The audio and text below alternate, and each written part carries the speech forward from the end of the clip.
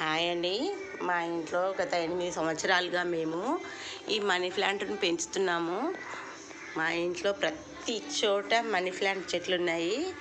ఈ money plant blue colour దాంట్లో టబ్లో పెట్టుకుంటే మనకు ఆర్థికంగా బాగుంటుందని గురూజీ గారు చెప్పారు. యూట్యూబ్లలో చాలా చూసి నేను మా ఇల్లు మొత్తం మనీ ప్లాంట్లతో నింపేసుకున్నాను.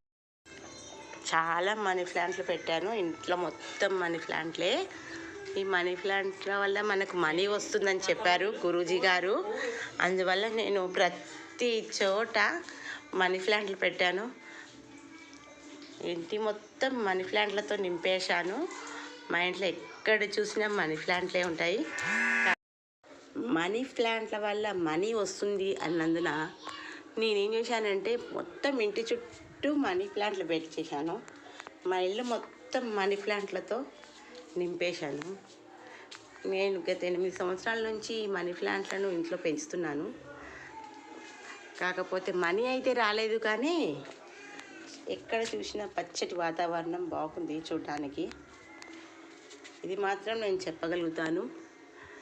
మనీ ప్లాంట్ల వల్ల మనీ రాదు, కానీ చాలా మంచి పచ్చడి వాతావరణం ఉంటుంది ఇంట్లో, సంతోషాన్ని ఇస్తుంది.